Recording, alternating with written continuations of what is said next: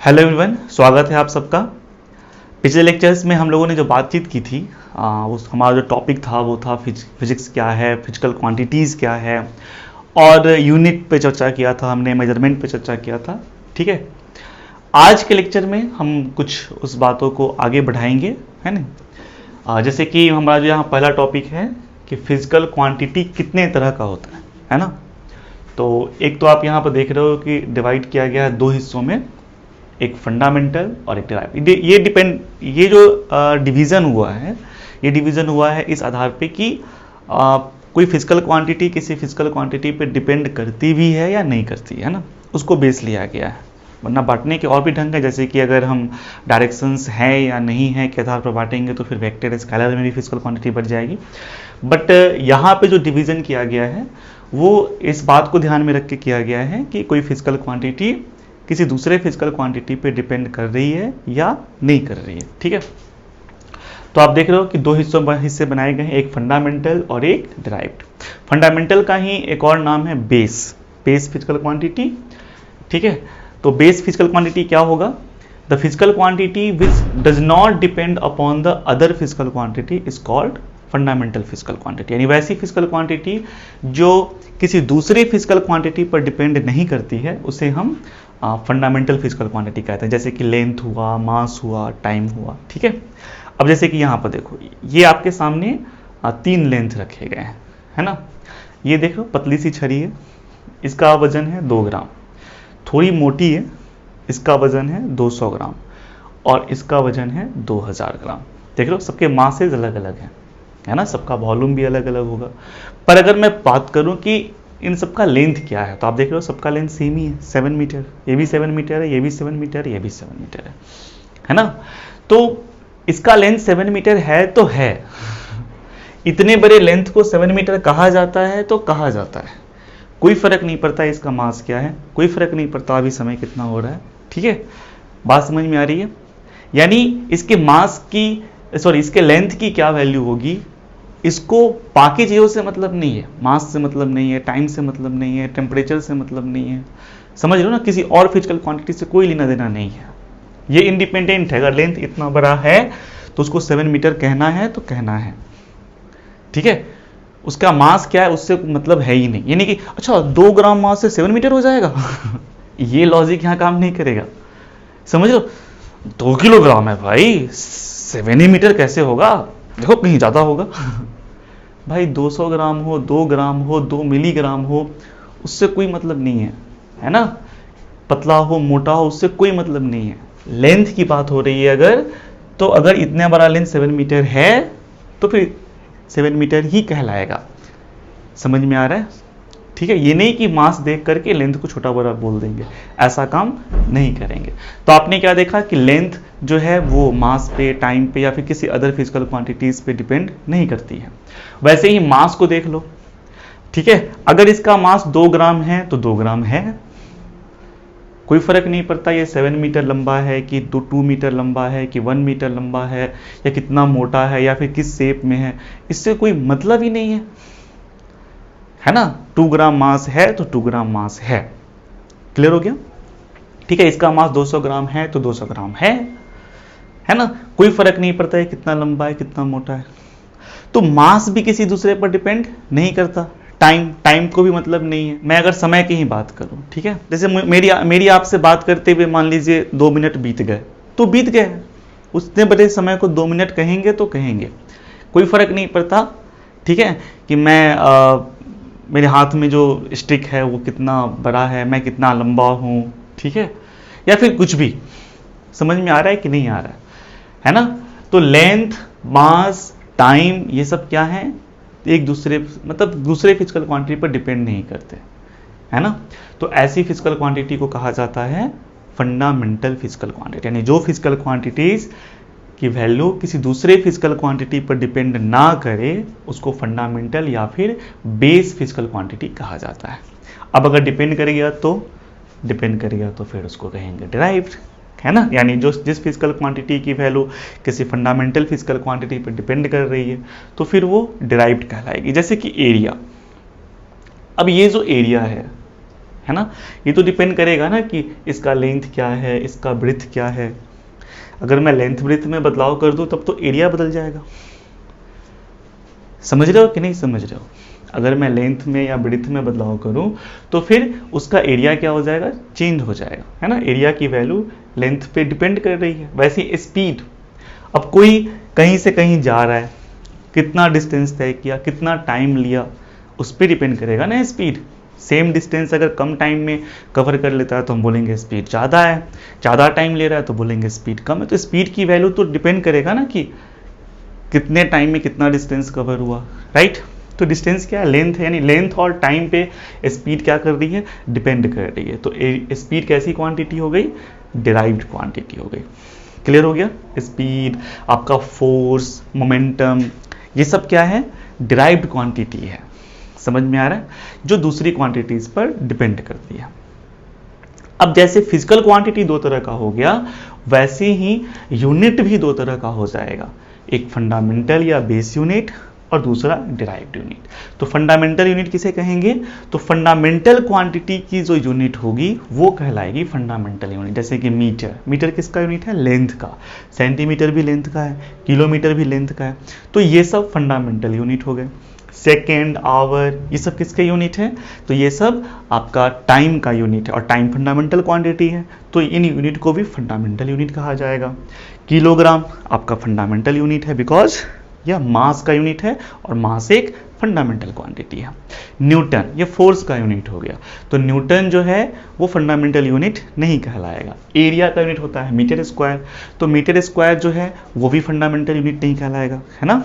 तो सिंपल याद रखना है कि फंडामेंटल क्वांटिटी या बेस क्वांटिटी के जो यूनिट होंगे उनको फंडामेंटल यूनिट कहेंगे, और डिराइव्ड क्वांटिटीज के जो यूनिट होंगे उसको हम लोग डिराइव्ड यूनिट कहेंगे। ओके, जैसे न्यूटन हुआ, जूल हुआ, मीटर पर सेकेंड हुआ, मीटर पर सेकेंड स्क्वायर हुआ, ये सब डिराइव्ड यूनिट हो गया। ठीक है, अब हमारा जो नेक्स्ट टॉपिक है वो है सिस्टम ऑफ यूनिट। ठीक है, अब सिस्टम ऑफ यूनिट क्या होता है उसको समझते हैं। जैसे देखिए, आपके सामने एक लेंथ लिखा हुआ है ना, और ये लेंथ अगर मैं मापने के लिए कहूँ, ठीक है, अगर मैं कहूँ कि आप इस लेंथ को मापो कि ये लेंथ कितना बड़ा है, तो मापने के लिए आप क्या करोगे, किसी न किसी यूनिट का इस्तेमाल करोगे। तो हो सकता है कि कोई मीटर का इस्तेमाल कर ले, है ना, और मीटर में माप के बताए कि भैया ये 2 मीटर है। फिर किसी दूसरे बंदे को दिया गया तो उसने क्या किया, सेंटीमीटर में मापा, है ना, उसने यूनिट के तौर पे सेंटीमीटर का इस्तेमाल किया और उसने माप के बताया कि भैया ये लेंथ 200 सेंटीमीटर है। किसी तीसरे बंदे को कहा गया तो फिर उसने क्या किया, तो उसने क्या किया, इस लेंथ को किलोमीटर में माप के बताया कि भैया ये लेंथ कितना है, 0.002 किलोमीटर। ओके, अब मैं आपसे ये सवाल पूछूं कि इसमें से गलत मेजरमेंट किसने किया, किसका मेजरमेंट रॉन्ग है। आप कहोगे सर सबने सही मेजरमेंट किया है ना, किसी ने 2 मीटर कहा, किसी ने 200 सेंटीमीटर कहा, किसी ने 0.002 किलोमीटर कहा, तो लेंथ तो सबने ठीक ही बताया, है ना, किसी ने गलत मेजरमेंट यहाँ पे नहीं किया है। तो फिर फर्क क्या है, फर्क है सबने अलग अलग यूनिट का इस्तेमाल किया है। ठीक है, तो जब किसी क्वांटिटी को मापने के लिए हम जब एक खास यूनिट का इस्तेमाल करने लगते हैं तो हमें कहा जाता है कि भैया आप एक खास सिस्टम का यूज़ कर रहे हो, है ना। आप यहाँ कह सकते हो कि इस तीनों बंदे ने 3 सिस्टम का यूज़ किया, है ना। पहले बंदे ने क्या किया, लेंथ मापने के लिए मीटर का इस्तेमाल किया, उसका सिस्टम अलग है, उसके सिस्टम में लेंथ को मीटर में मापा जाता है। दूसरे बंदे ने क्या किया, सेंटीमीटर का इस्तेमाल किया, तो हम बोलेंगे भैया इसका सिस्टम अलग हो गया, है ना, ये तो सेंटीमीटर ये इस्तेमाल कर रहा है। और तीसरे बंदे ने किलोमीटर का इस्तेमाल किया लेंथ का यूनिट के तौर पे, तो हम बोलेंगे इसका सिस्टम अलग हो गया, है ना। तो फर्क किसका है, सिस्टम का है। जैसे धर्म, धर्म जो होता है ना वो क्या है, सिस्टम है। ईश्वर तो एक ही है ना, भले हम लोग कह देते हैं कि उसको अल्लाह ने बनाया, इसको राम ने बनाया, नहीं उसको जीसस ने बनाया होगा, लेकिन जरा सोचने वाली बात है कि इंसानों को अलग अलग ईश्वर ने मिलकर बनाया, पर ये हवा, ये समुद्र, ये पृथ्वी, ये सूरज, ये चांद, ये तारे, ये बाकी जो चीज़ें हैं उसको क्या सबने मिलकर बनाया होगा, सारे भगवान ने मिलकर बनाया होगा? नहीं ना भैया, गॉड एक ही है, भले ही आप इनको अलग अलग नामों से बुलाओ, ठीक है। लेकिन खैर जो भी हम बात कर रहे थे, हम बात कर रहे थे कि धर्म क्या है, धर्म एक सिस्टम हो गया। समझ में आ रहा है, एक ही गॉड है। अब अगर मैं इस्लाम धर्म कबूल कर लेता हूँ, इस्लाम धर्म के सिस्टम से जुड़ जाता हूँ, तो मुझे उस गॉड को अल्लाह अल्लाह कहना पड़ेगा, ठीक है, और उसकी पूजा करनी होगी, तो फिर मुझे मंदिर नहीं बल्कि मस्जिद में जाना पड़ेगा, है ना। सिस्टम चेंज हो गया। अब पंडित को नहीं बुलाना पड़ेगा, लेकिन वही उसी का काम करने वाला मौलवी को बुलाना पड़ेगा, है ना। तो हम पंडित की जगह मौलवी का इस्तेमाल करेंगे, है ना। हम मंदिर की जगह मस्जिद का इस्तेमाल करेंगे, हम भगवान की जगह अल्लाह अल्लाह चिल्लाएंगे, पर काम तो वही होगा, न वो गलत है न ये गलत है। समझ में आ रहा है ना। अगर हम क्रिश्चियन धर्म से जुड़ जाएंगे तो फिर हमें चर्च जाना होगा, गॉड ओ गॉड ओ गॉड ओ परमेश्वर ऐसे चिल्लाना पड़ेगा, ठीक है।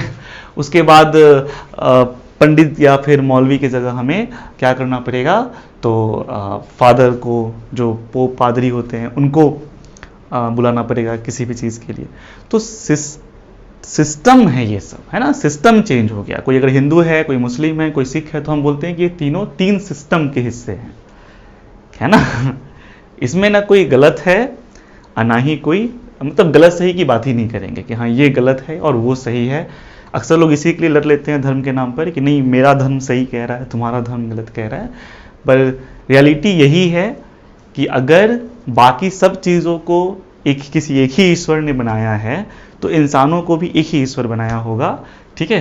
अलग अलग ईश्वर ने नहीं बनाया होगा। भले ही आप उन्हें अलग अलग नाम से बुलाते हो, भले ही उनकी आराधना करने के लिए आप अलग अलग पूजा पद्धति का इस्तेमाल करते हो, है ना। देखो आ गया ना, पूजा पद्धति यानी पद्धति। देखो सिस्टम की हिंदी होती है पद्धति। समझ में आ रहा है। तो ये धर्म जो अलग अलग नाम से प्रचलित है, असल में कुछ और नहीं, ये अलग अलग सिस्टम हो गए, है ना। पूजा करने के सिस्टम, एक ही ईश्वर को अलग अलग ढंग से पूजने का ये सिस्टम भर है, बस और कुछ नहीं, ठीक है। तो सिस्टम अलग है, भगवान अलग नहीं है, भगवान एक ही है। चलिए, तो हम ये बात कर रहे थे, यहाँ लड़ना नहीं है कि नहीं मैं मीटर इस्तेमाल करता हूँ मैं ज़्यादा सही हूँ, तुम सेंटीमीटर इस्तेमाल करते हो तुम सही नहीं हो। नहीं, ऐसी अगर कोई लड़ाई लड़ रहा है तो फिर वो एक तरह से बेवकूफ़ी है। समझ में आ रहा है ना। चलिए, तो तीनों क्या है, सही है, तीनों सही है, तीनों ने सही मेजरमेंट किया। बस फर्क क्या रहा, इन तीनों ने अलग अलग यूनिट का इस्तेमाल किया। जब हम यूनिट कोई फिक्स कर लेंगे कि नहीं हमें लेंथ मापना है, तो हम इसी में मापेंगे, मीटर में ही मापेंगे। ऐसी अगर प्रतिज्ञा मैंने कर लिया, तो फिर हम मानेंगे कि हम एक अलग सिस्टम से जुड़ गए हैं, और अब हम हमारे सिस्टम में लेंथ को मीटर में ही मापा जाता है, तो फिर हम मीटर में ही मापेंगे, ठीक है। हमारे सिस्टम में कोई कह रहा है कि हमारे सिस्टम में लेंथ को सेंटीमीटर में मापा जाता है, चाहे कितना भी बड़ा लेंथ हो, चाहे कितना भी छोटा लेंथ हो, हम सेंटीमीटर में ही मेजर करते हैं। तो फिर हम बोलेंगे कि भैया ये जो है आपका अलग सिस्टम हो गया, ठीक है। सिस्टम समझ में आ रहा है ना। सिस्टम ऑफ यूनिट समझ में आ रहा है। यहाँ सिस्टम की बात है, सिस्टम ऑफ यूनिट की बात हो रही है ना, यूनिट के सिस्टम की बात हो रही है। ओके, तो यूनिट ऑफ सिस्टम समझ में आ गया कि जब हम लेंथ, मास, टाइम, नहीं इन सबको मेजर करने के लिए जब अपने आप को फिक्स कर लेते हैं कि भैया जब भी लेंथ मापनी होगी हम ये वाला यूनिट इस्तेमाल करेंगे, जब भी टाइम मापना होगा हम ये वाला यूनिट का इस्तेमाल करेंगे, जब भी मास मापना होगा हम ये वाला यूनिट का इस्तेमाल करेंगे। अगर मैंने फिक्स कर लिया तो फिर इसका मतलब हो गया कि हम एक खास सिस्टम से जुड़ गए हैं, ठीक है। और उस सिस्टम में जब भी हम वर्क करेंगे हम बाध्य हैं लेंथ को उस दिए गए यूनिट में मेजर करने के लिए, टाइम को उस दिए गए यूनिट में मेजर करने के लिए, मास को उस दिए गए यूनिट में मेजर करने के लिए, या फिर कोई भी अदर क्वांटिटी है तो उसको उसी के हिसाब से मेजर करना होगा, ठीक है। जैसे कि पहले से कुछ प्रचलित सिस्टम के बारे में आपको बताता हूं। जैसे पहले से प्रचलित सिस्टम, जैसे यहाँ पर देखिए MKS सिस्टम है। MKS सिस्टम का पूरा नाम क्या है, मीटर किलोग्राम सेकेंड सिस्टम। अब देखो, अगर हम इस सिस्टम में जुड़ जाएंगे नहीं, तो फिर मुझे लेंथ किससे मापना होगा, मीटर में, मास किस में मापना होगा, किलोग्राम में, और टाइम किसे मापना होगा, सेकेंड में। चाहे कितना भी बड़ा लेंथ क्यों ना हो, चाहे कितना भी छोटा लेंथ क्यों ना हो, आपको मेजरमेंट मीटर में ही कहना है ना। तो ये कह रहा है कि लेंथ को मीटर में मापना है तो बस मीटर में ही मापना है ना। इसको हम किलोमीटर में, सेंटीमीटर में या किसी और यूनिट में नहीं मेजर कर सकते। अगर हमने किया तो फिर वो गलत माना जाएगा। इसने कहा कि भैया मास को किलोग्राम में मापना है तो किलोग्राम में ही मापना है ना। जैसे कोई मास अगर यहाँ रखा हुआ है और मैंने पूछा कि ये कितना है, और सपोज दैट आपने इसको वेट करके बता दिया कि ये 2 किलोग्राम है, आपने किलोग्राम इस्तेमाल किया, बिल्कुल ठीक है। लेकिन कहीं आपने कह दिया कि ये 2000 ग्राम है, ऐसा रिपोर्ट अगर आपने कर दिया तो फिर ये गलत हो जाएगा। मेजरमेंट गलत नहीं हुआ, सिस्टम के हिसाब से नहीं हुआ। सिस्टम तो कह रहा है किलोग्राम में मापिए ना, अब ग्राम में क्यों माप रहे हो? चाहे मास कितना भी छोटा क्यों ना हो, चाहे मास कितना भी बड़ा क्यों ना हो, आपको मेजरमेंट जो मास का करना है वो किलोग्राम में ही करना है। अगर आपने किलोग्राम इस्तेमाल नहीं किया तो फिर हम कहेंगे कि आप एमकेएस सिस्टम के हिसाब से काम नहीं कर रहे हो, ठीक है। वैसे ही टाइम मापना है तो टाइम चाहे जितना भी बड़ा हो, है ना। जैसे मान लो कोई ए से बी जा रहा है, ठीक है, ए से बी गया, अब कितना समय लगा इसको यहाँ से यहाँ पहुँचने में। जैसे ए पर था तो टाइम t1 हो रहा था, बी पे पहुँच गया तो टाइम t2 का, तो टाइम कितना लग गया? t2 minus t1। तो इस t2 माइनस t1 की वैल्यू अगर मेजर करने के लिए आपको कहा गया, ठीक है, और आप अगर एमके सिस्टम से जुड़े हो तो आपको ये टाइम सेकेंड में ही मापनी है ना। सपोज ये आ गया 30 सेकेंड, चलो आपने 30 सेकेंड बताया, बिल्कुल ठीक। लेकिन अगर आपने हाफ मिनट लिख दिया तो फिर ये गलत हो गया। अगर आपने इसको 1/120 आवर लिख दिया, अगर 30 सेकेंड को आप आवर में चेंज करो, है ना, आवर में चेंज करने के लिए क्या करोगे? 30 को 3600 से डिवाइड करोगे। 1 घंटे में 3600 सेकेंड होते हैं। तो जब इसको डिवाइड करोगे तो ये कटेगा और आई थिंक ये आएगा आपका, ये आपका 120 आएगा। तो सॉरी 1/120 आएगा, ठीक है। तो 1/120 आवर आपने रिपोर्ट कर दिया। यहां आपने गलत नहीं लिखा है, ठीक है। 30 सेकेंड 1/2 मिनट होता है, गलत नहीं है। 1/120 आवर होता है, गलत नहीं है। पर गलत किस मामले में है? आप एमके सिस्टम के हिसाब से काम नहीं कर रहे हो इसलिए गलत ठहराया जा रहा है। समझ में आ रहा है ना। आप इस्लाम धर्म से जुड़े हो और हिंदू पंडित आके वो 7 फेरे लगवा रहा है और आप कह रहे हो कि हो गई शादी, ठीक है, होती है शादी, हिंदू लोग तो ऐसे ही करते हैं, कोई दिक्कत नहीं है। लेकिन जब आप इस्लाम से जुड़ गए हो तो फिर वैसी शादी वैध नहीं मानी जाएगी, है ना, वो अवैध घोषित हो जाएगी, ठीक है। वो बोलेंगे कि भैया तो शादी हुई ही नहीं, हमारा धर्म तो कहता है कि भाई ये तो शादी ही नहीं है, क्लियर है। तो वो अवैध घोषित कर देगा। उसके पास जाओगे सर्टिफिकेट लेने के लिए इस्लाम धर्म के पास कि भैया शादी हुई कि नहीं, तो बोलेगा नहीं हुई क्योंकि उसके धर्म में शादी होती ही नहीं है ना। अगर उसके हिसाब शादी करनी है तो मौलवी को बुलाओ, कबूल है जो होता है उस तरह से करवाओ, ठीक है। चलो ठीक है, समझ में आ गया ना, सिस्टम ऑफ यूनिट समझ में आ गया। जब भी मेजरमेंट करना हो और हम मेजरमेंट करने के लिए कुछ खास यूनिट का इस्तेमाल कर रहे हो तो इसका मतलब है कि हम एक खास सिस्टम से क्या है, जुड़े हुए हैं, क्लियर है। अब जैसे कि एमके सिस्टम से जो जुड़ जाएगा उसको हमेशा लेंथ किस में मेजर करना होगा? मीटर में। मास मेजर करना होगा किलोग्राम में, और टाइम मेजर करना होगा सेकेंड में। वैसे अगर आप सीजीएस सिस्टम से जुड़ते हैं, सीजीएस सिस्टम का फुल फॉर्म हो गया centimetre gram second system, clear है। यानी अगर लेंथ मेजर करना है तो सेंटीमीटर में मापना होगा, मास मेजर करना है तो ग्राम में, और टाइम मेजर करना है तो सेकेंड में, है ना। ग्राम की जगह किलोग्राम में अगर मेजर कर दिया तो फिर वो गलत होगा, इस सिस्टम का के हिसाब से नहीं होगा, है ना। अच्छा, एफपीएस सिस्टम क्या है? इसको बोलते हैं फुट पॉन्ड सेकेंड सिस्टम, है ना। तो इसमें लेंथ को मेजर करना हो तो फुट में, मास मापना हो तो पॉन्ड में, और टाइम मापना हो तो सेकेंड में। आप तीनों में देख रहे हो कि टाइम को तो सेकेंड में ही मापने की प्रथा है। कुछ चीज़ें कॉमन होती है ना, धर्म में भी आप देख लोगे कि कुछ कुछ चीज़ें कॉमन मिल जाएगी। समझ में आ रहा है।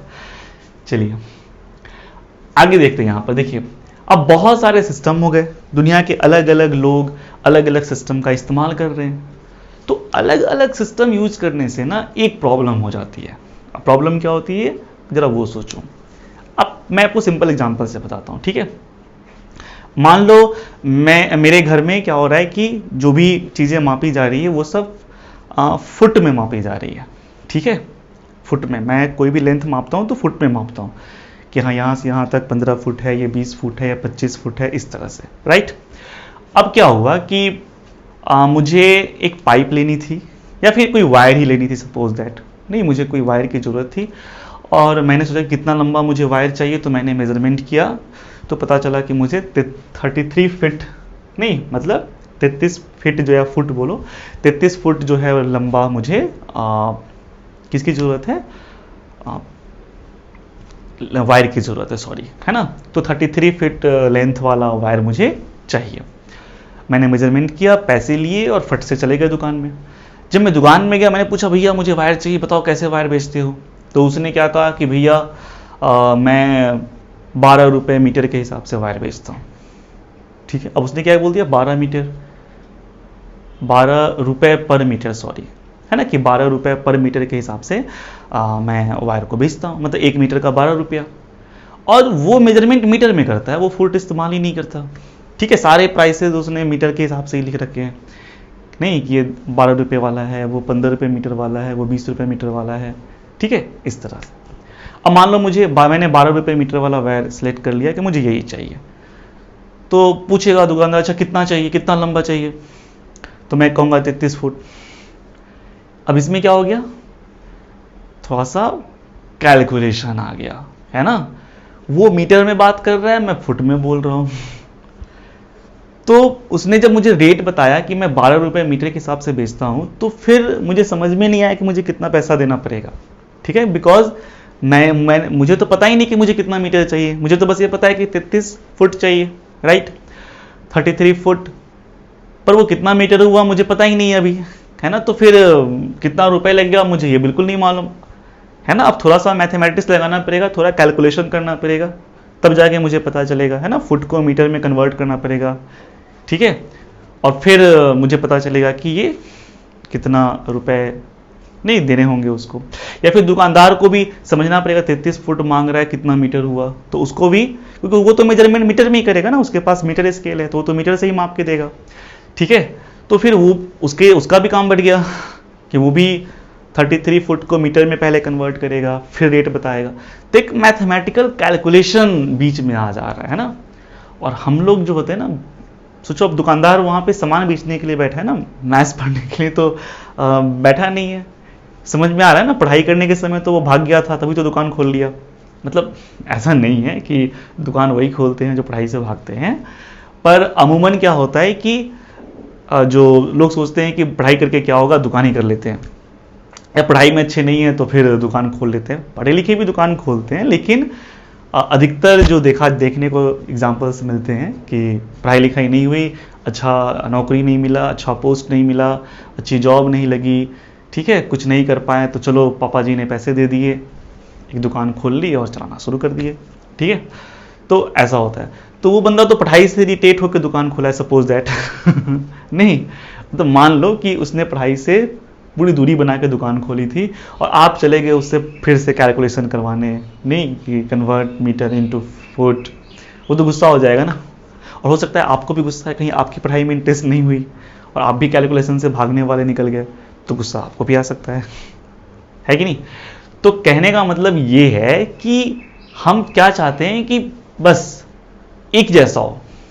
ठीक है, अगर मैं फुट में इस्तेमाल कर रहा हूं तो दुकानदार भी फुट इस्तेमाल करे, या फिर हम दोनों मीटर ही इस्तेमाल करें, क्यों अलग अलग।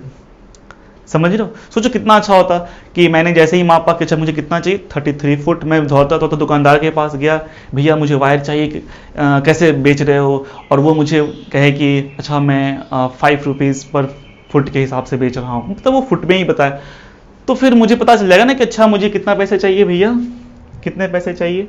1 फुट का वो 5 रुपये ले रहा है, तो 33 फुट का हो जाएगा 33 इंटू 5, यानी 3 5 15 एंड ये 165 रुपीज़, राइट। तो फट से हो गया, मतलब इसमें भी कैलकुलेशन करना पड़ा, पर उतना नहीं करना पड़ा कि मीटर को फुट में कन्वर्ट करो फिर चेंज करो।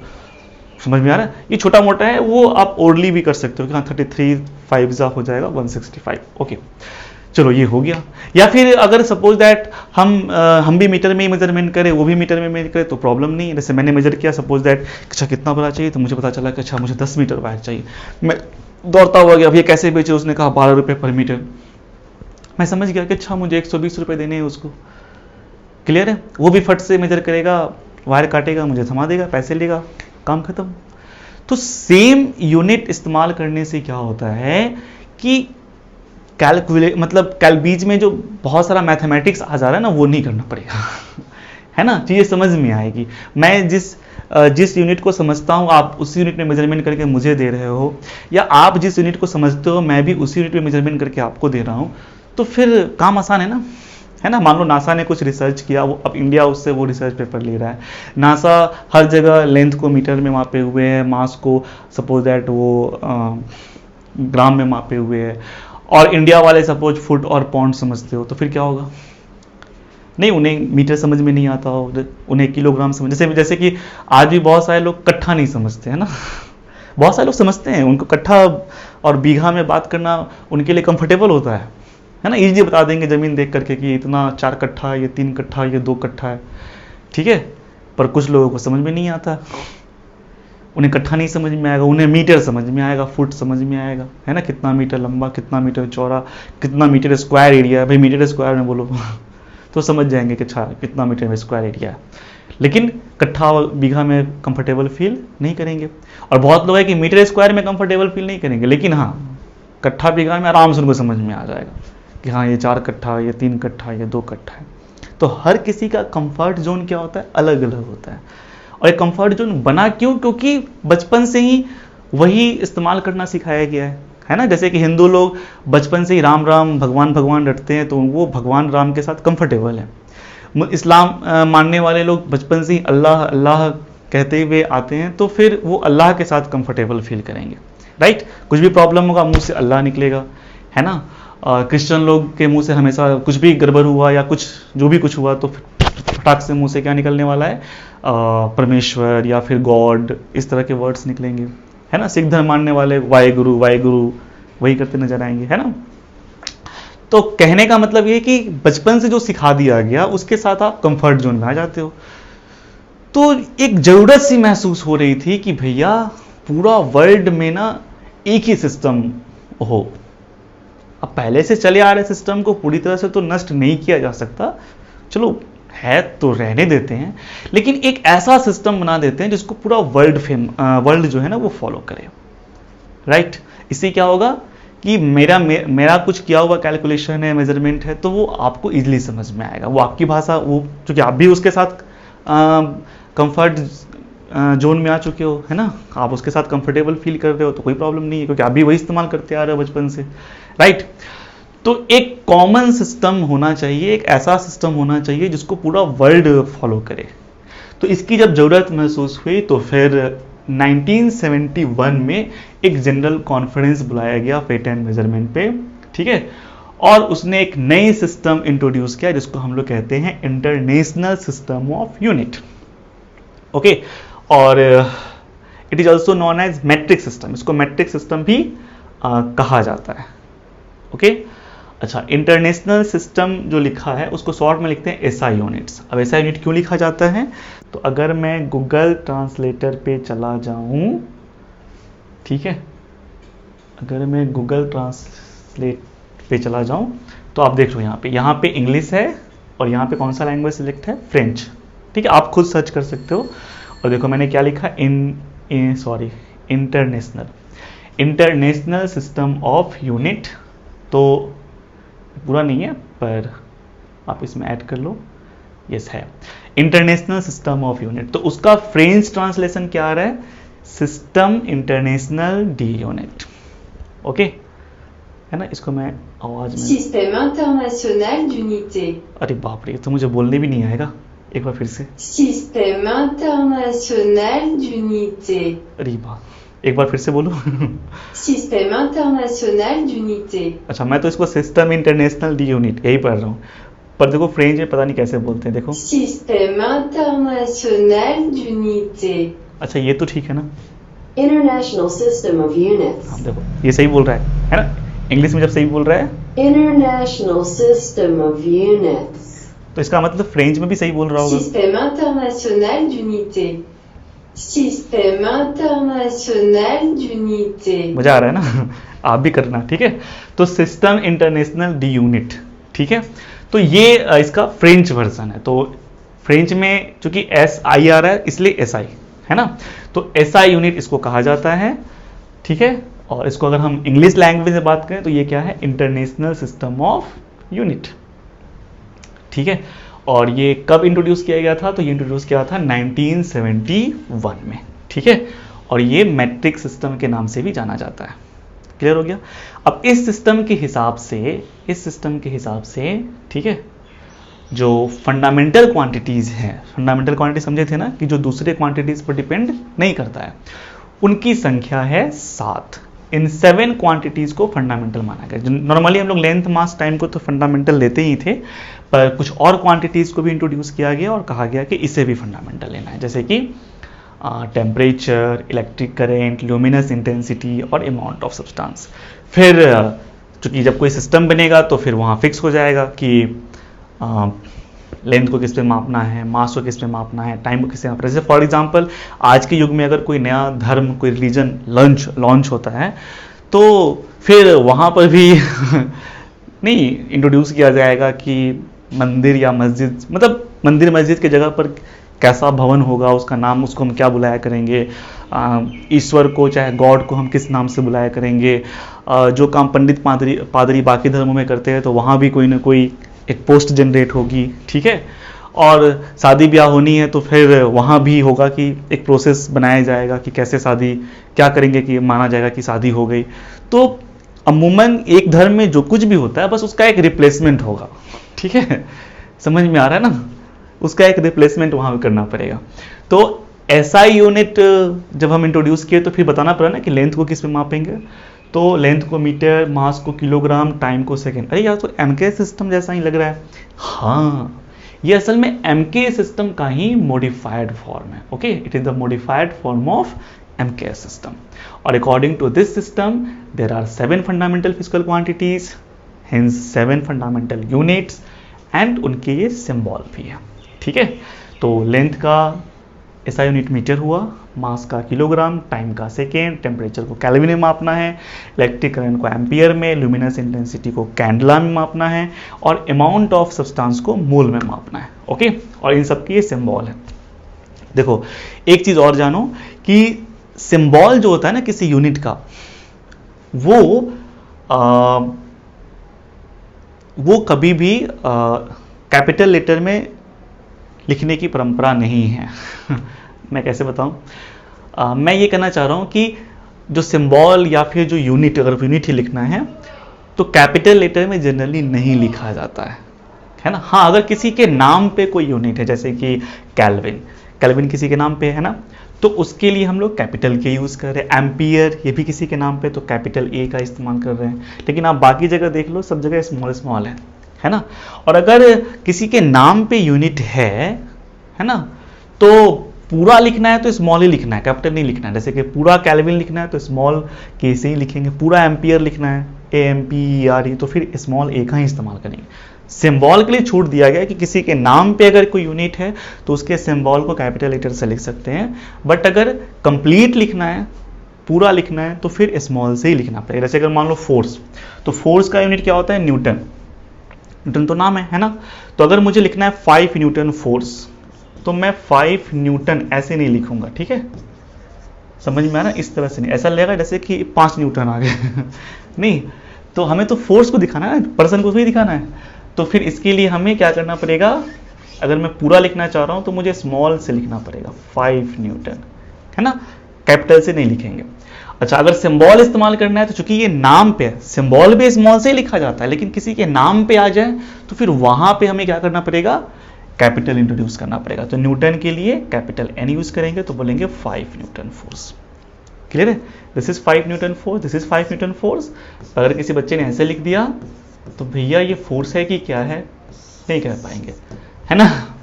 समझ में आया ना? क्योंकि यूनिट को पूरा कैपिटल लेटर में लिखने की जो परंपरा है वो नहीं है। नाम के लिए छूट दिया गया है कि ठीक है, किसी के नाम पे, वो भी सिंबल में छूट दिया गया है, फुल फॉर्म में छूट नहीं दी गई है। तो इस बात का भी आप लोग ख्याल रखेंगे। ओके,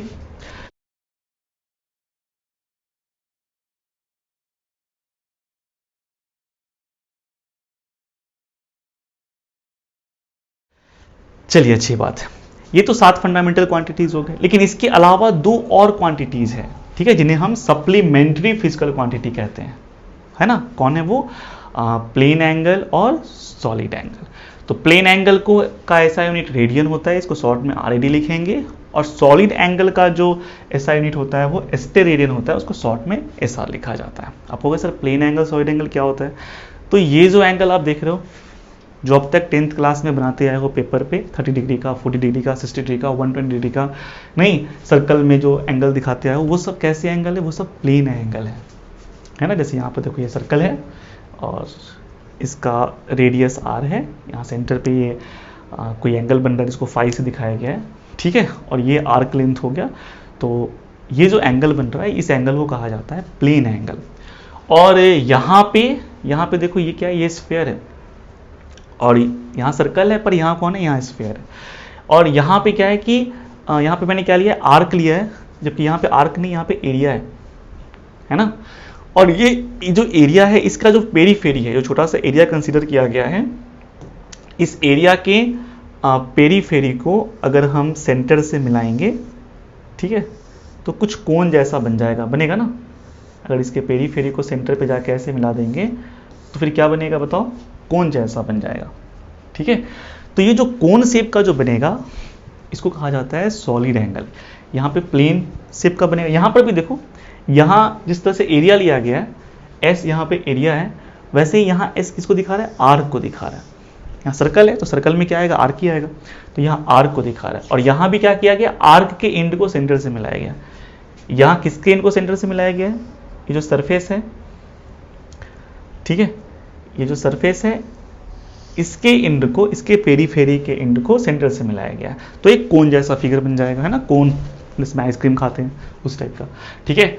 और यहाँ पे क्या है? आर्क है। सर्किल में तो आर्क ही मिलेगा, सरफेस तो मिलेगा नहीं, एरिया मिलेगा नहीं। समझ में आ रहा है? मतलब सर्कुलर रीजन की बात नहीं कर रहा हूँ मैं, बात सर्किल की कर रहा हूँ, ठीक है। सर्किल और सर्कुलर रीजन में अंतर है। आप जो ऐसे गोल बनाते हो ना, तो ये जो लाइन देख रहे हो ना, ये सर्किल है, पर ये जो पूरा प्लेन है, एरिया है, वो सर्कुलर रीजन है। तो मैं सर्कुलर रीजन की बात नहीं कर रहा, मैं सर्किल की बात कर रहा हूँ। तो सर्किल का एक टुकड़ा लेंगे तो उसमें क्या आएगा? उसमें तो एक लेंथ आएगा, आर्क आएगा। और स्फीयर के सरफेस पे कोई टुकड़ा कंसीडर करेंगे तो वहाँ तो सरफेस आ जाएगा, वहाँ एरिया आ जाएगा, ठीक है। तो यहाँ एस एरिया है और यहाँ पे एस क्या है? आर्क है। यहाँ आर्क के एंड को सेंटर से मिलाया गया है, यहाँ जो एरिया है एस, उसके पेरीफेरी के एंड को, मतलब कोई सरफेस है उसका जो किनारा हुआ ना, बाउंड्री, उसके पॉइंट्स को सेंटर से मिलाया गया है, ठीक है। यहाँ एक प्लेन फिगर बन रहा है, यहाँ एक सॉलिड फिगर बन रहा है। इसको बोलेंगे प्लेन एंगल, इसको बोलेंगे सॉलिड एंगल, है ना। अच्छा, प्लेन एंगल मेजर कैसे करते हैं? तो प्लेन एंगल मेजर करने का तरीका होता है कि आप ये जो आर्क है, ठीक है, इस आर्क को इस रेडियस से डिवाइड कर दो। तो आर्क और रेडियस का जो रेशियो होगा that is called plane angle, ठीक है। नॉर्मली लोग इसको L लिखता है, तो L/R इज थीटा। और ये जो एंगल आता है इस नहीं, यहाँ जो यूनिट इस्तेमाल होगा थीटा बराबर L/R करने से जो थीटा की वैल्यू आएगी उसको हम डिग्री में नहीं लिखते, है ना। डिग्री, रेडियन, ये सब क्या है? एंगल के यूनिट। तो L/R करने से जो एंगल निकलता है ना, उसको हम लोग रेडियन में लिखते हैं, ठीक है। डिग्री नहीं बोलेंगे, उसको क्या कहेंगे? रेडियन। आप उसके लिए कैपिटल C ऊपर में C लिख सकते हो, या फिर सीधे L/R रेडियन ऐसे लिख सकते हो। क्लियर है? तो यहाँ जो एंगल आएगा L/R करने से उसको रेडियन में मेजर करेंगे। हम लोग डिटेल से कभी फिर इस पे बात करेंगे, है ना। पाई रेडियन जो होता है वो 180 डिग्री के क्या होता है? बराबर होता है। खुद सोचो ना, अगर मान लो मैं क्या करूँ कि ये पूरा हाफ आर्क ले लो, ठीक है, तो फिर ये जो एंगल होगा वो 180 डिग्री का हो जाएगा, और इस हाफ आर्क का जो लेंथ होगा वो πr हो जाएगा, राइट। तो आप खुद सोचो, यहाँ पर अगर मैं L के जगह πr रखूँ तो πr/r रेडियन, यानी ये आ जाएगा पाई रेडियन, राइट। तो ये तो पाई रेडियन आ गया, पर हम तो जान रहे हैं कि ये एंगल डिग्री में 180 होता है, इसका मतलब पाई रेडियन 180 डिग्री के बराबर होता है। देखो कितना कुछ मैंने चर्चा कर दिया। मैं सब बिल्कुल बताने वाले मूड में नहीं था, बट खैर कोई दिक्कत नहीं है। तो आप यहाँ जान भी गए कि पाई रेडियन जो होता है वो 180 डिग्री के क्या होता है? बराबर होता है। खैर, तो सॉलिड एंगल मेजर करने का तरीका है कि आर्क बाय रेडियस करो, ठीक है। सॉलिड नहीं, प्लेन एंगल मेजर करने का तरीका क्या है कि आर्क को रेडियस से डिवाइड करो, आर्क बाय रेडियस करो, आपको प्लेन एंगल मिल जाएगा, और वो जो एंगल आएगा वो रेडियन में आएगा। सॉलिड एंगल मेजर करने के लिए क्या करना पड़ेगा? तो यहाँ पे क्या करना होगा, देखो, एरिया को रेडियस के स्क्वायर से डिवाइड करना पड़ेगा, ठीक है। एरिया को रेडियस के स्क्वायर से, यहाँ था आर्क लेंथ को रेडियस से, लेंथ बाय लेंथ, तो एरिया बाय एरिया जैसा कुछ होना चाहिए ना, रेशियो ले रहे हैं, तो यहाँ पे आर स्क्वायर, आर से नहीं आर स्क्वायर से डिवाइड करना है। तो ये जो एरिया आएगा, ये जो एरिया देख रहे हो, इस एरिया को इस आर के स्क्वायर से क्या करना होगा, डिवाइड करना होगा, और तब जो ये एंगल निकल के आएगा, इसको हम लोग ओमेगा वगैरह से नोट करते हैं, तो ये जो एंगल निकल के आएगा ये स्टेरेडियन में आएगा। ठीक है, यहाँ एस बाई आर करने से, यहाँ आर्क लेंथ बाई आर करने से जो एंगल आता है वो रेडियन में आता है, और यहाँ एस बाई आर स्क्वायर करने से जो एंगल आता है वो स्टेरेडियन में आता है। क्लियर है? तो एक तरह से आपने प्लेन एंगल और सॉलिड एंगल को भी थोड़ा बहुत समझ ही लिया कि क्या होता है ना। तो इन दोनों को भी फंडामेंटल के लिस्ट में तो नहीं रखा गया है, पर थोड़ा इसको अलग स्थान दिया गया है, और इसको हम लोग कहते हैं सप्लीमेंट्री फिजिकल क्वांटिटी। ओके, चलिए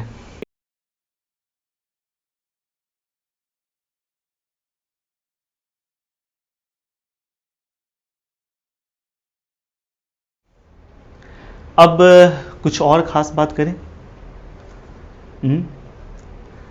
अक्सर हम लोग जैसे यूनिट इस्तेमाल करते हैं ना, जैसे कोई लेंथ मापना है, तो लेंथ मापना है तो उसके लिए हमने एक यूनिट तो रखा ही है, मीटर, राइट।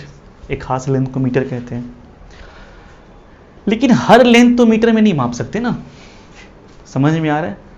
जैसे एकदम छोटा सा कागज़ का थिकनेस मापना है, तो उसको अगर मैं मीटर में लिखूंगा तो शायद आपको फील नहीं आए कि कितना मीटर है ये, है ना। या फिर अगर मैं यहाँ से चांद की दूरी मीटर में बताऊँ, या फिर चांद से तारे की दूरी मीटर में बताऊँ, तो आप वहाँ भी कंफर्टेबल फील नहीं करोगे। मतलब ठीक है, हम जान गए, मेजरमेंट लिख दिए, पर फील नहीं आया ना। फीलिंग तो आना चाहिए ना, समझ में आ रहा है? अगर फील नहीं आया तो फिर वो जानकारी अधूरी हो जाएगी। जैसे आपके पास कितना पैसा है, आप बोल तो रहे हो कि इतना बिलियन, इतना ट्रिलियन, पर फील होना चाहिए ना कि इतना ट्रिलियन कितना रुपया हो जाता है, नहीं क्या क्या खरीद सकते हैं इसमें, तो वो वाली बात है। तो कहने का मतलब हर लेंथ को मीटर में मापना अगर शुरू करें तो फिर कहने को तो ठीक है मेजरमेंट हो जाएगी, पर फील आना बंद हो जाएगा। ठीक है, जैसे कि मूवी, आप कोई मूवी देख के आया और हमसे पूछो कितने समय का मूवी था, और मैं इसको सेकंड में बताऊं, ठीक है, कि इतने सेकंड का ये मूवी था, तो शायद फील नहीं आएगा। लेकिन अगर मैं घंटा और मिनट में बोल दूं कि नहीं 2 घंटे 30 मिनट का फिल्म था या 20 मिनट का फिल्म था, तो शायद आपको फील आ जाए। ठीक है, लेकिन अगर मैं सेकेंड में बताऊं, नहीं 2 घंटे में कितने हो गए 7200, और 20 मिनट है तो भैया ये हो गए 7200, कितना हुआ जी बताओ तो 7200 सेकेंड, और 20 मिनट का मतलब हो गया 1 मिनट में 60 होते हैं, तो 60 गुना 20 करिएगा तो ये आएगा 1200, राइट। तो 1200, तो ये हो गया 8400 सेकेंड, राइट, है ना। तो अगर मैं कहूँ कि 8400 सेकेंड की फिल्म थी, तो डाटा तो सही है, पर फील नहीं आया, क्योंकि 8400 सेकेंड को आप नहीं फील कर सकते हो, है ना। 10 सेकेंड, 5 सेकेंड, 20 सेकेंड, 50 सेकेंड तक तो चलेगा, नहीं फील होता रहेगा। लेकिन जब सेकेंड ज़्यादा होना शुरू हो जाएगा तो फिर सेकेंड की फील आनी बंद हो जाएगी, समझ रहे हो ना। जैसे मेरे को 10 सेकेंड का कोई इवेंट है तो फिर जो समझ सकते हो कितना बड़ा रहा होगा। लेकिन अगर मैं 8400 सेकेंड बोलूँ तो शायद फील ना आए। लेकिन अगर मैं कहूँ कि अच्छा 2 घंटे 20 मिनट की मूवी थी, तो फील आ जाएगा। अच्छा 2 घंटा आप फील कर रहे हो, 20 मिनट भी फील कर रहे हो, राइट। तो कहने का मतलब ये कि मेजरमेंट करो तो ऐसा यूनिट का इस्तेमाल करो कि फील आ जाए, राइट। तो हम लोग क्या करते हैं फील आने के लिए कि अगर बड़ी क्वांटिटी का मेजरमेंट करना है तो फिर बड़े यूनिट का इस्तेमाल करेंगे, छोटी क्वांटिटी का मेजरमेंट करना है तो फिर छोटे यूनिट का इस्तेमाल करेंगे। ठीक है, समझ में आ रहा है। तो इसके लिए हमारे पास बड़े छोटे यूनिट होने चाहिए कि नहीं होने चाहिए, है ना। तो अगर मैंने मीटर बनाया लेंथ मापने के लिए, तो मैंने एक और यूनिट बनाया सेंटीमीटर। सेंटीमीटर क्या होता है, तो असल में मैंने इसी 1 मीटर के 100 टुकड़े कर दिए, ठीक है, 100 बराबर टुकड़े कर दिए, और ये 100 हैं, गिनना नहीं है मैं मना कर रहा हूँ गिनने से, ये 100 हैं। और इसमें से जो एक टुकड़ा आ रहा है उसको मैंने कहा कि भैया ये कितना है 1 सेंटीमीटर, ठीक है, ये भी अब यूनिट हो गया। अब हमको कुछ इस इसी के कंपेरेबल कोई लेंथ मापना है तो फिर हम मीटर का इस्तेमाल नहीं करते, सेंटीमीटर का इस्तेमाल कर लेंगे कि हाँ भैया ये कितना होगा, 1 2 3 4, भैया ये 4 सेंटीमीटर हो गया। समझ में आ रहा है?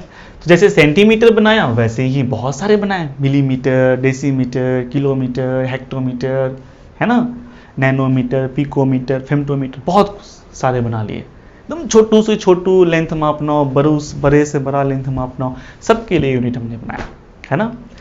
चलो अब आपके दिमाग में आ रहा होगा सर सेंटीमीटर, है ना, इसमें सेंटी यूज किया गया है, कहीं किलोमीटर है तो वहां पर किलो यूज किया जा रहा है, पर किलो तो केवल यही नहीं दिखता, सेंटी केवल यही नहीं दिखता, और भी जगह दिख जाता है, जैसे कि ग्राम मास का एक यूनिट है तो सेंटीग्राम भी होता है ना। सेंटीग्राम क्या हुआ, तो 1 ग्राम को मैंने क्या किया, 100 इक्वल पार्ट्स में डिवाइड किया, तो छोटू सा जो मास आया उसको मैंने सेंटीग्राम कह दिया, है ना। किलोग्राम भी होता है, राइट, है ना। किलोग्राम क्या हुआ, तो 1 ग्राम का 1000, जैसे कि किलोमीटर का मतलब क्या हुआ, 1000 मीटर, है ना। तो वैसे ही किलोग्राम का मतलब क्या हुआ, 1000 ग्राम। बात समझ में आ रही है? तो हर जगह मैंने हर मास के लिए, टाइम के लिए, आपका लेंथ के लिए, फोर्स के लिए, हर किसी के लिए मैंने बड़ा छोटा नहीं, सब तरह का यूनिट बना लिया। समझ में आ रहा है? ठीक है, जब जैसा क्वांटिटी की, मतलब जितने अमाउंट की क्वांटिटी होगी, बड़ी क्वांटिटी होगी तो फिर उसके लिए बड़ा यूनिट इस्तेमाल करेंगे, छोटी क्वांटिटी है तो उसके लिए हम लोग छोटा यूनिट का इस्तेमाल करेंगे, ठीक है। अच्छा, मजे की बात यह है कि जो ये किलो, सेंटी, डेसी आप देख रहे हो, ये हर जगह आपको मिल जाएगा, है ना। तो आपके मन में कहीं ना कहीं सवाल आ रहा होगा, सर ये किलो होता क्या है ना, ये सेंटी क्या होता है, ठीक है, सेंटी लग जाने से क्या हो जाएगा। तो मैं आपको बता दूं कि ये किलो, सेंटी, डेसी, डेका, ये जो भी आपको दिखते हैं ना, ये यूनिट नहीं है, ये प्रीफिक्सेस हैं। समझ में आ रहा है? इसमें किलो प्रीफिक्स है, इसमें सेंटी प्रीफिक्स है, इसमें कहीं पे डेका यूज किया गया तो वो डेका क्या है, प्रीफिक्स है, वो यूनिट नहीं है। समझ में आ रहा है? असल में ये प्रीफिक्स है, और ये जब किसी यूनिट के साथ लगेंगे तो एक नया यूनिट बनाएंगे। जैसे किलो क्या है, किलो कुछ नहीं है, मतलब प्रीफिक्स है ये, इसका अकेले का कोई मतलब नहीं है। जब ये किसी के साथ आएगा तो एक मतलब बनाएगा, है ना। जैसे ये मीटर के साथ आ गया तो इसने बनाया किलोमीटर, जिसका मतलब हुआ 1000 मीटर। जब ये ग्राम के साथ आया तो इसने बनाया किलोग्राम, इसका मतलब हो गया 1000 ग्राम, है ना। जब ये सेकेंड के साथ आएगा तो बनाएगा किलो सेकेंड, जिसका मतलब हो गया 1000 सेकेंड। समझ रहे हो कि नहीं समझ रहे हो, है ना। ये जिसके साथ भी लग जाएगा, जिस भी यूनिट के साथ लग जाएगा, एक नया यूनिट बना देगा। और कमाल की बात क्या है, देखो जहां भी किलो आ रहा है ना, वहां किससे मल्टीप्लाई हो जा रहा है, 1000, मतलब किलो की जगह पर 1000 आ रहा है। 1000 का मतलब बोले तो 10 टू द पावर 3।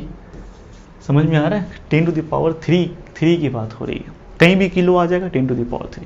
तो असल में किलो, सेंटी, डेसी ये सब प्रीफिक्सेस हैं, है ना। और जब ये किसी के साथ लगते हैं तो एक नया यूनिट बनाते हैं, और वो नया यूनिट क्या होगा इसे जानना भी आसान है ना, क्योंकि हर प्रीफिक्स के लिए 10 का एक पावर है। जैसे किलो के लिए आपने देखा 10 का पावर क्या है, 3। किलोग्राम मतलब 10 का पावर 3 ग्राम, 1000, ठीक है। तो जैसे किलो के लिए 10 टू द पावर 3 है, वैसे सेंटी के लिए भी क्या है, सेंटी का मतलब हुआ 1/100। जैसे सेंटीमीटर का मतलब क्या आपने देखा, है ना। सेंटीमीटर जब हमने लिखा था तो मैंने क्या लिखा, 1 मीटर का 100वां हिस्सा, मैंने 1 मीटर को मैंने किससे डिवाइड कर दिया, 100 से। यानी आप कह सकते हो कि मैंने 1/100 से मल्टीप्लाई किया है मीटर में।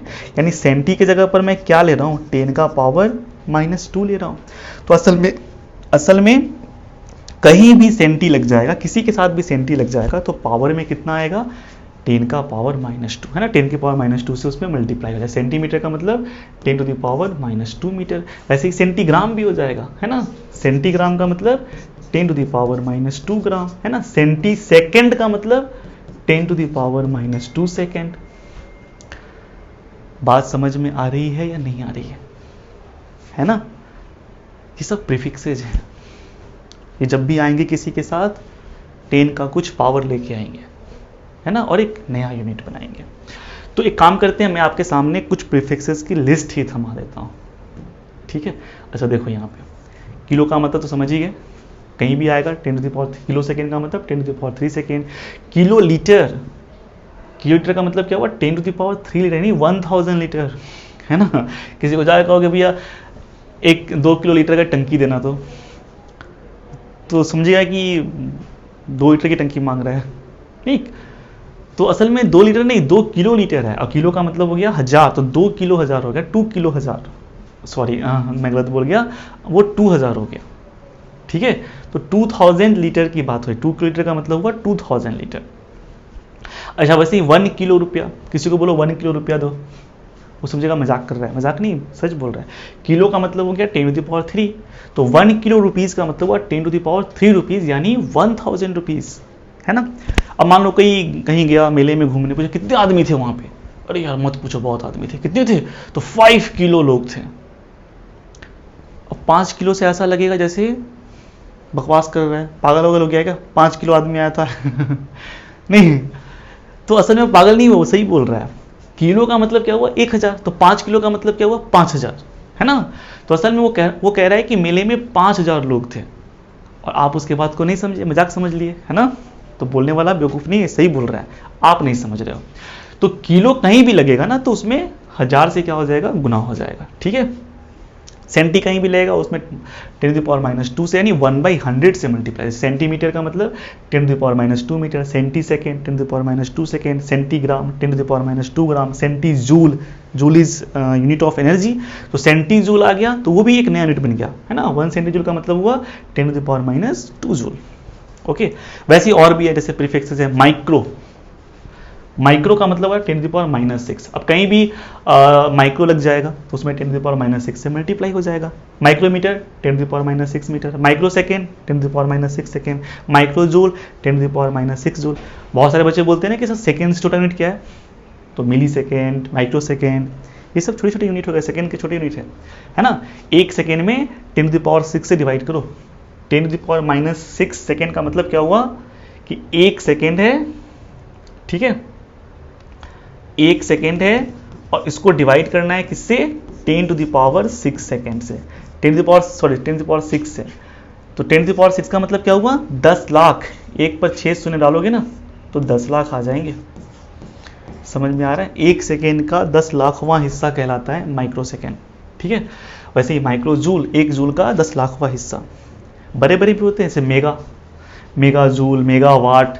मेगा कहीं आएगा ना तो उसका मतलब होगा 10⁻+6, यानी माइक्रो जब लगेगा तो 10⁻6 से डिवाइड होगा, और जब मेगा कहीं लग जाएगा तो 10⁻6 से मल्टीप्लाई हो जाएगा, मतलब 10 लाख से गुना हो जाएगा। तो 1 मेगावाट का मतलब हो गया 10⁻6 वाट, है ना। जैसे आप सुनते होगे कि कांटी थर्मल पावर का जो क्षमता है वो 200 मेगावाट है, तो बेसिकली क्षमता कितना हुआ 200 गुना 10⁻6 वाट, मेगा की जगह पर 10⁻6 आ जाएगा, है ना। तो 200 गुना 10⁻6, यानी ये 10 लाख, मतलब 200 पे कितने सुनोगे 8, यानी 20 करोड़ वाट है। मतलब अगर एक फैमिली अगर 200 वाट पावर इस्तेमाल करती है तो 10 लाख घरों में, 10 लाख परिवारों को बिजली का कलेक्शन दिया जा सकता है उससे, ठीक है। तो ये वाली बात होगी।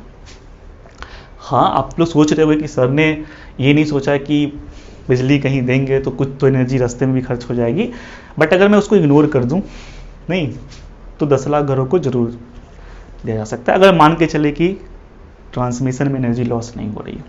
यहाँ एक लिस्ट आपके सामने मैं आपके सामने रख रहा हूँ। यहाँ प्रीफिक्सेस लिखे हुए हैं, ये हर प्रीफिक्स कोई ना कोई 10 का पावर लेके आता है एज ए फैक्टर, तो कौन क्या लेके आएगा उसकी एक सूची है, और यहाँ पे उसके लिए सिंबल, मतलब उस प्रीफिक्स के लिए क्या सिंबल यूज करें। सेंटी के लिए आपने देखा है स्मॉल सी लिख रहे हैं, किलो के लिए स्मॉल के लिख रहे हैं, नहीं मेगा के लिए कैपिटल M लिख रहे हैं, तो वैसे ही किस प्रीफिक्स के लिए कौन सा सिंबल यूज होगा वो भी यहाँ पे दिया हुआ है, ठीक है। अब आपको इसको याद रखना है, आप देख सकते हो यहाँ पे ये देखो, योटा, जेटा, एक्सा, पेटा, टेरा, गीगा, मेगा, किलो, है ना। अच्छा, मैंने 3 कलर कर रखे हैं, इसलिए कर रखे हैं क्योंकि आप इसको 3 हिस्सों में बांट के याद करोगे तो जल्दी याद हो जाएगा, ठीक है। तो ये सब देखो, यहाँ से यहाँ तक जो देख रहे हो ना, ये सब 10 का पावर 3 है ना, 3 का मल्टीपल के हिसाब से है। देखो यहाँ पर जैसे 10⁻³ किलो के लिए तो 10⁻³ यूज़ होता है, पता ही है। मेगा के लिए क्या हो जाएगा 10⁶, मतलब 3 पावर ना बढ़ता चला जाएगा। देखो गीगा के लिए 10⁹, टेरा के लिए 10⁻12, पेटा के लिए 10⁻15, एक्सा के लिए 10⁻18 और जेटा के लिए 10⁻21 एंड योटा के लिए 10⁻24। तो यहाँ देख लो सब 3 के अंदर पर है। तो अगर इसको सीरियल नंबर से याद रखोगे तो समझ में आ जाएगा, अच्छा ये 6 आने वाला, ये 9 आने वाला, इस तरह से, ठीक है। तो क्या है, योटा, जेटा, एक्सा, पेटा, टेरा, गीगा, मेगा, किलो। उल्टा भी करके आ सकते हो कि किलो, मेगा, गीगा, टेरा, पेटा, एक्सा, जेटा, योटा। अब जैसे भी कंफर्टेबल फील कर रहे हो वैसे याद रखना। जैसे मैंने तो उल्टा याद किया था, है ना, मेगा गीगा में हम लोग पता कैसे याद करते थे, मेरा जीजा तेरा है ना। तो मेरा जीजा तेरा नहीं है, मेगा गीगा टेरा, ठीक है। असल में हम लोग के सर ने ऐसे याद किया था, तो जब सर ने हमें बताया तो हम लोग भी वैसे याद कर गए, ठीक है। तो आप भी कुछ ट्रिक सोच सकते हो, नहीं मिले तो फिर ये तो सदाबहार ट्रिक है, इसे भी याद यूज कर सकते हो, ठीक है। तो किलो, मेगा, गीगा, टेरा, पेटा, एक्सा, जेटा, योटा, ठीक है। 10⁻³ से है और 3 पावर बढ़ते जा रहे हैं। देख लो क्या आ रहा है, टेरा का मतलब 10⁻12, पेटा का मतलब 10⁻15। अब ये जो आपका कलर किया हुआ है बीच वाला हिस्सा, ठीक है, आप इसको देखो, ये तो बचपन से ही नहीं सिखाया जाता है हम सबको, तो ये तो याद ही रहता है ना। Milli, centi, deci, deca, hecto, kilo, इतना तो बचपन से टपाया जाता है। मिली का मतलब 10⁻³ सेंटी 10⁻², डेसी 10⁻1, डेका 10 हो गया, और हेक्टो 10 का स्क्वायर एंड किलो 10 का क्यूब। तो यहाँ पे ना पावर 1 के अंतर पर है, ठीक है। यहाँ पे -1 है, फिर यहाँ पे 1 आ गया, ठीक है। तो यहाँ 1 का अंतर तो नहीं है, लेकिन हाँ मतलब ये 1 के अंतर पे और ये 1 के अंतर पे है, ठीक है। और देखो इस सिंबल देखो, डेसी के लिए डी है, लेकिन जो डेका, दोनों डी से शुरू होता है, तो डेका के लिए डीए यूज किया गया है, तो इसको भी ध्यान पे रखिएगा, ठीक है, किसका क्या सिंबल है। चलिए अच्छी बात है। और उसके बाद अब हम ये नीचे वाला देखते हैं, ठीक है, इसे भी देख लो। क्या है आपका, milli, micro, nano, pico, femto, atto, zepto and yocto. तो यहाँ पर भी आप देख रहे हो कि 3 घटते चला जा रहा है, -3, -6, -9, -12, -15, -18, है ना, 3 कम होता चला जा रहा है पावर। तो मिली के लिए कितना है 10⁻3, माइक्रो के लिए 10⁻6, नैनो के लिए 10⁻9, पीको के लिए 10⁻12, फेमटो के लिए 10⁻15, आटो के लिए 10⁻18, जेप्टो के लिए 10⁻21 एंड योक्टा के लिए 10⁻24। और सबका सिंबल भी यहाँ लिखा हुआ है ना, जैसे कि यहाँ देखो मिली के लिए स्मॉल m है और माइक्रो के लिए म्यू है। कंफ्यूज नहीं होना है, माइक्रो और मिली, है ना, m लिखा रहेगा तो जैसे कि ऐसे लिखा है mm, तो ये मिलीमीटर हुआ, लेकिन अगर ऐसे लिखा हुआ तो इसको पढ़ेंगे माइक्रोमीटर, है ना। और माइक्रो के लिए क्या यूज होता है 10⁻6, तो दिस इज 10⁻6 मीटर। और मिली के लिए होता है 10⁻3, तो ये हो गया 10⁻3 मीटर। समझ में आ रहा है ना, तो ये सब याद रखना है।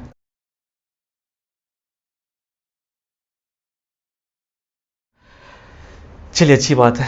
अब कुछ और भी हैं जो फेमस है, उनको याद रखना है। जैसे माइक्रोमीटर को आपने समझा, माइक्रोमीटर क्या लिखेंगे 10⁻6 मीटर, माइक्रो की जगह पर 10⁻6 आ जाएगा, राइट। लेकिन माइक्रोमीटर को हम लोग माइक्रोन भी कहते हैं, है ना। तो ये नाम भी याद रखना है कि माइक्रोन क्या है, तो 10⁻6 मीटर को माइक्रोन कहा जाता है, ठीक है, यानी माइक्रोमीटर को माइक्रोन कहा जाता है। Micron is unit of length. वैसे ही फेमटोमीटर 10⁻15 मीटर को फेमटोमीटर कहा जाता है, और फेमटोमीटर को ही फर्मी भी बोलते हैं, ठीक है। तो फर्मी क्या है, fermi is unit of length and it is 10⁻15 metre. 1 femtometre is called 1 fermi. Length के लिए और भी यूनिट का इस्तेमाल होता है, जैसे कि एंगस्ट्रॉम आता है, तो 10⁻10 मीटर को एंगस्ट्रॉम कहा जाता है, ठीक है। और यहाँ ये रहा एंगस्ट्रॉम का सिंबल, ए लिख करके उसके माथ पे एक बना दिया गया है, देख पा रहे हो यहाँ पे, ठीक है। और ये सब छोटे छोटे यूनिट हो गए, लेकिन कुछ बड़े यूनिट भी है, जैसे कि लाइट ईयर है ना। अब जैसे कि लाइट ईयर क्या है, तो लाइट ईयर आपका लेंथ का एक बहुत बड़ा यूनिट हुआ, है ना। एक साल में लाइट जितनी दूरी तय करती है ना, उसको लाइट ईयर कहा जाता है। लाइट की स्पीड जानते हो कितना होता है, लाइट की स्पीड होती है 3 लाख किलोमीटर पर सेकेंड, 3 × 10⁸ मीटर पर सेकेंड। तो इस स्पीड से अगर 1 साल तक चलते जाओ तो जितनी दूर पहुंच जाओगे उतने डिस्टेंस को कहा जाता है 1 लाइट ईयर। ठीक है, और इसकी वैल्यू अगर किलोमीटर में निकालोगे तो ये आएगा 9.46, शायद यहाँ नहीं दिख रहा हो, ठीक है मैं यहाँ लिख देता हूँ, 9.46 × 10⁻15 मीटर, है ना, समझ में आ रहा है। अगर मैं किसी तारे की दूरी बताऊं कि वो यहाँ से 6 लाइट ईयर दूर है तो समझ में आ जाएगा। लाइट ईयर के टर्म में बात करूँगा तो समझ में आ जाएगा। नहीं, 6 लाइट ईयर का मतलब ये हुआ कि अगर मैं लाइट की स्पीड से चलूँ ना तो 6 साल लग जाएंगे, है ना, क्योंकि 1 साल में लाइट जितनी डिस्टेंस तय करती है उसको 1 लाइट ईयर कहा जाता है। तो 6 लाइट ईयर का मतलब हो गया कि 6 साल में लाइट जितनी दूरी तय करेगी, राइट। मतलब लाइट की स्पीड से अगर चलूँ तो 6 साल लगेंगे। तो समझ में तो आ रहा है ना, फील तो कुछ हो रहा है। लेकिन अगर मैं उसको बोलता कि नहीं वो 3.48 × 10⁻, कुछ बड़ा सा नंबर लेके मैं बोलता कि इतना नहीं, 25, 26, 28 जो भी है मुझे नहीं पता ठीक है, उतना किलोमीटर है, तो कहने को तो डाटा मिल जाता है। जैसे कि फॉर एग्जांपल आपको यही देखो, ये कितना बड़ा हो गया, समझ में तो नहीं आ रहा। मीटर में अगर डायरेक्ट मीटर में समझने की कोशिश करो कि कितना दूर होगा, दूरी है ये, कितनी बड़ी दूरी है, कितनी बड़ी लेंथ है, तो नहीं समझ में आएगा। लेकिन लाइट ईयर के टर्म में आराम से समझ में आ रहा है कि अच्छा ये इतनी बड़ी दूरी है कि वहाँ पहुँचने में लाइट के स्पीड से भी चले तो पहुँचने में 1 साल लगेगा, है ना।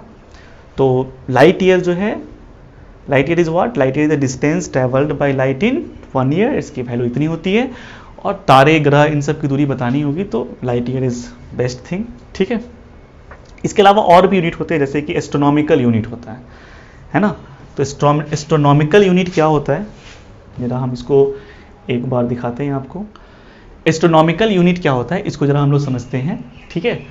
तो एस्ट्रोनॉमिकल यूनिट को अगर मैं मीटर में मापूं तो उसकी वैल्यू आती है 149597870 मीटर, है ना। किलोमीटर में भी लिखा हुआ इतना है। माइल्स में देखें तो 92955807273 माइल है। लाइट सेकेंड में बात करें तो इतना आएगा, लाइट मिनट में बात करें तो इतना आएगा, और लाइट ईयर में, लाइट सेकेंड समझ रहे हो, 1 सेकेंड में लाइट जितना डिस्टेंस तय करे। और लाइट मिनट का मतलब हो गया कि 1 मिनट में लाइट जो डिस्टेंस तय करती है, और लाइट ईयर का मतलब आप समझ ही गए कि 1 ईयर में लाइट जितना डिस्टेंस तय करती है उसके हिसाब से। तो लाइट ईयर में भी लिखा हुआ है। पार्सेक, पार्सेक क्या है, तो पार्सेक जो है ना वो भी मतलब एक यूनिट ही है, ठीक है। 3.26 लाइट ईयर को 1 पार्सेक कहा जाता है, ठीक है ना। ये जो होता है ना 1 पार्सेक के बराबर होता है, ठीक है। तो ये क्या है, अब इसका डेफिनेशन क्या है, इस पे हम आगे चर्चा करेंगे, है ना। तो फिलहाल समझते हैं यहाँ पे। खैर ये तो मैं जान गया कि एस्ट्रोनॉमिकल यूनिट की वैल्यू कहते हैं, पर रियल में ये है क्या। तो असल में ये सन और अर्थ के बीच का एवरेज डिस्टेंस है। तो ये सन और अर्थ के बीच का एवरेज डिस्टेंस, आपको पता है ना कि अर्थ जो है वो सन के चारों तरफ रोटेट करती है। इस फिगर में तो शायद सर्कुलर जैसा दिखाया गया है, पर रियलिटी में असल में जो पाथ है ना वो थोड़ा इलिप्टिकल है। तो कहीं पे सन जो है अर्थ थोड़ा सा नज़दीक आ जाते हैं और कहीं पे थोड़े ज़्यादा दूर हो जाते हैं। तो इनके बीच की दूरी घटती बढ़ती रहती है, लेकिन उस डिस्टेंस का जब हम एवरेज कैलकुलेट करेंगे तो जितना लेंथ निकल के आएगा, है ना, वो कहलाएगा एस्ट्रोनॉमिकल यूनिट। और इसकी वैल्यू मीटर में हमने चर्चा कर ही दिया है कि मीटर में कितना होता है। तो इसकी वैल्यू मीटर में होती है 149597870 मीटर। ये अगर याद रखने में परेशानी हो तो आप सिंपली याद रख सकते हो कि 1.5 × 10⁻11 मीटर, ठीक है। रफली 1 एस्ट्रोनॉमिकल यूनिट इसके आसपास होता है। क्लियर है। चलिए, पार्सेक पर भी चर्चा करनी है, लेकिन उससे पहले कुछ और चीज़ों को जानना है, तो इसकी चर्चा हम लोग नेक्स्ट वीडियो में करेंगे, ठीक है।